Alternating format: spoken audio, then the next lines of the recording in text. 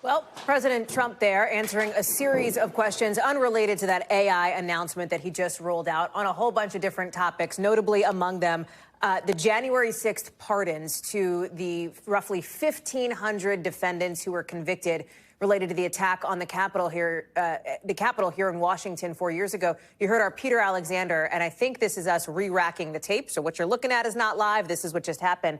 Our Peter Alexander in the room representing the TV network Pool, pressing him on those pardons, on specifically some of the violent offenders, the people who were convicted of, for example, attacking police officers. And you heard the president's response there at one point suggesting he may look at that pardon. We'll get into that, too. He said China tariffs should go into effect, he says, around February 1st, that he would be open to Elon Musk, somebody who's, of course, become a close confidant, buying TikTok and perhaps, in the president's words, giving half to the United States. Also talking about foreign policy as well, specifically that Russian invasion of Ukraine and this issue of funding for Ukraine. He says he's looking at that and expects to speak to Russian President Vladimir Putin at some point soon. We are joined now by some folks to break this down. Vaughn Hilliard, Brian Chung, and our NBC News legal analyst, Danny Savalos, as well. Vaughn, let me start with you here and we'll take this in a few different sort of sections. Let's start with the fallout from those January 6th pardons. That happened late yesterday evening before the president and the first lady headed out to those balls on Inauguration Day. Now on his first full day,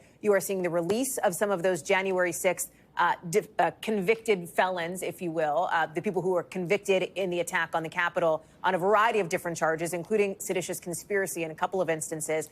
And you heard our colleague, our chief White House correspondent, Peter Alexander, press the president on this issue repeatedly here, suggesting that if you back the blue, how can you give these pardons to people who attacked law enforcement? Talk us through what stood out to you specifically on this issue. Right. And Peter used a specific example of an individual who was violently assaulted officers. And that's where President Trump there said that he would evaluate each of the circumstances. But he and his team have already made those evaluations, and they've already issued those pardons. And more than 175 individuals who violently assaulted police officers, either by pleading guilty or having been found guilty by juries, were among those who were pardoned. And I think that the words of President Trump just a few moments ago was very explicit that, quote, these people love their country. And when another reporter in the room asked him specifically about those Oath Keepers and Proud Boy leaders, 14 of them who had their sentences commuted, they were found guilty on seditious conspiracy charges in an effort to keep Donald Trump installed in the White House as part of an effort to stall that January 6th transfer of power. He made the suggestion that they had served their time and that they had already been in prison for a number of years and deserved to be released. I think the other two headlines that I heard from that, Ali, were number one, his suggestion that after meeting with Senate Majority Leader John Thune here this afternoon at the White House, that if some of the cabinet secretaries who he wants to be confirmed are potentially facing Republican opposition, that he would urge them to go and do recess appointments, essentially bypassing the confirmation process. And then the other part is we continue to hear him put threats on not only Canada, Mexico, EU, and China for tariffs anywhere from 10 to 25%, and as soon as beginning on February 1st. Vaughn Hilliard, I'm going to ask you to stand by for a second. And let me ask you this, a logistical question, and I don't want to put you on the spot. Do we expect to see the president again tonight, or is he done for the evening? I think that is a good question. I think that this is where this is unlike President Biden's White House, where, right, they have put a, quote, lid and everybody knows that the night is done. We shouldn't expect any more news. But President Trump, right, he was posting on social media almost at 2 a.m. last night. And I think as we learned anything from the first administration, Hallie, it's that the night is not done until the tweets or the true social posts stop coming. I remember those days well. Vaughn Hilliard, stand by. Danny, let me go to you on this and the January 6th pardon issue, because one of the things that stood out to me was when Peter asked about this, and I believe that he was asking, and don't quote me here, but I think it was DJ Rodriguez, somebody who basically was convicted for essentially putting a stun gun to a police officer's neck. The president said something along the lines of, you know, was it a pardon or a commutation? It was, Peter said, a pardon, and then suggested that we will look into it. Once you issue a pardon, Danny, as president, we know that that is a sweeping presidential power. Can you unissue it, or once it's done, it's done?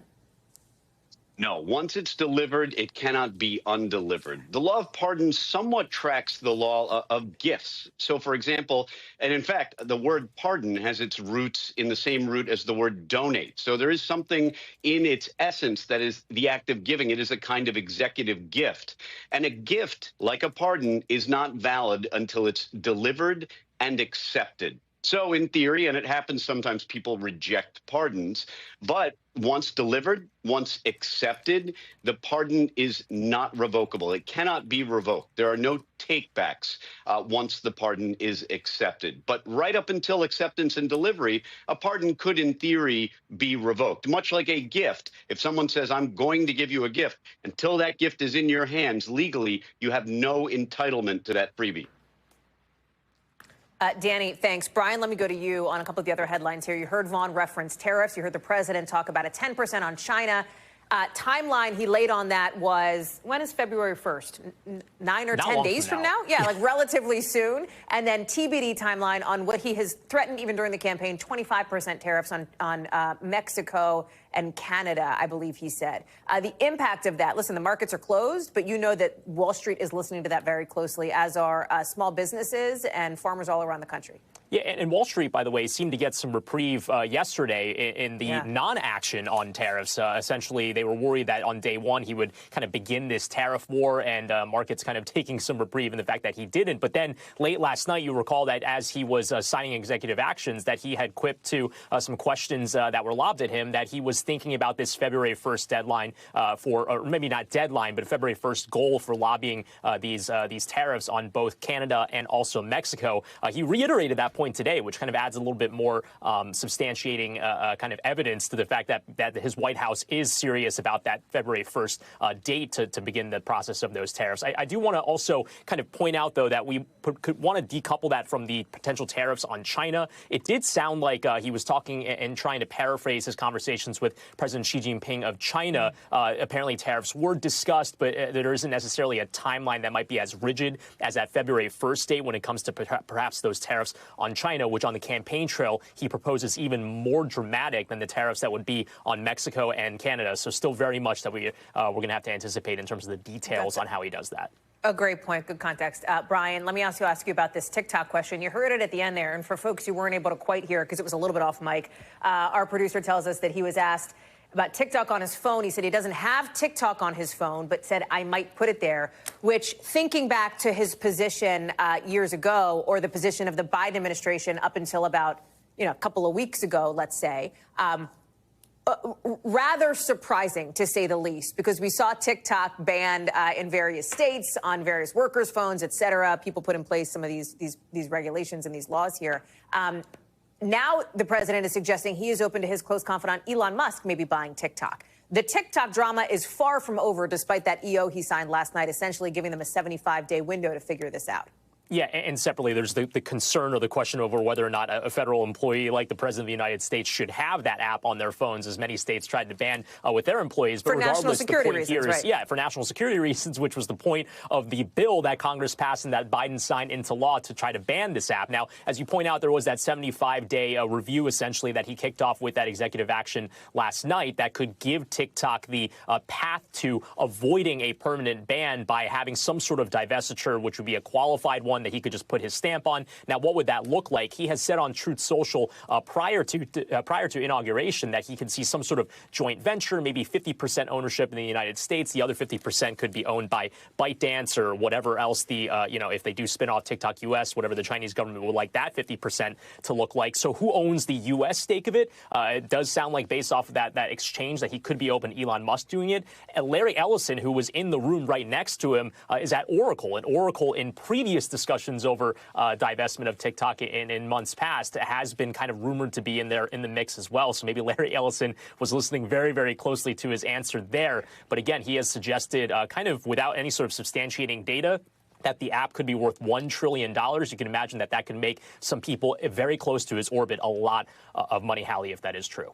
Where do we stand at NBC News on the reporting around the speculation that noted YouTuber Mr. Beast may be interested in buying TikTok? Yeah, well, again, there have been a number of people that have tried to throw their name into the ring. You also think about Frank McCourt and also the likes of Mr. Wonderful, Kevin O'Leary of Shark Tank fame. Steve Mnuchin, the former Treasury Secretary, again, under the Trump administration, has proposed perhaps taking on a stake as well. Again, could it be a consortium of all of those people or maybe just one person? All we do know is that this is going to require negotiations with the Chinese government. This is not just a show chew or a bite dance conversation. The Chinese government is going to likely have to give their approval to anything that would be done. So there's going to be a lot of cooks in the kitchen when it comes to trying to make a deal here happen. Vaughn, let me just look ahead with you to the rest of the president's week here, because we knew he was going to be heading, he already has said, to North Carolina, to Asheville, which was devastated by Hurricane Helene later in the week. He has suggested he would go to Los Angeles, obviously another area that is in the midst of disaster recovery, a very active situation. And then he alluded to perhaps a trip to Nevada to thank people there for their vote in the presidential election, which sounded a lot like perhaps a return to those campaign-style rallies as president. What's your sense? Right. We don't have any indication of a campaign rally here at this point in time. But Nevada was obviously one of those battleground states that he was able to pull off after not winning it in 2016 and 2020. And so for him, he is clearly somebody who is eager to get back on the road, of course, visiting two places that were hit by tragedy in North Carolina and Los Angeles. But, ever since he won the presidential election on November 5th, he has effectively stayed down in Palm Beach, New York. He made the stop in Paris for the Notre Dame reopening, but he never actually went out on the, quote, campaign trail, if you will. And it was not until at the Capital One Arena in downtown D.C. over the last 48 hours for those two events inside of a packed arena of 20,000 people that he had the opportunity to kind of do a campaign type event again. So we will see, and obviously a big part of for any president, not just himself. We've seen this for President Biden, President Obama, Bush, but taking your policy agenda on the road and essentially making the sell. And Nevada is a place that narrowly reelected a Democratic senator just this last November here. And so this is a moment for him to go and make the pitch their legislative priorities that they're going to seek to pass here in the months ahead up on Capitol Hill. Vaughn Hilliard, Brian Chung, Dana Savalos, glad to have you all as we are spending yet another night together in rolling coverage here on NBC News Now. Guys, thank you. Thanks for watching. Stay updated about breaking news and top stories on the NBC News app or follow us on social media.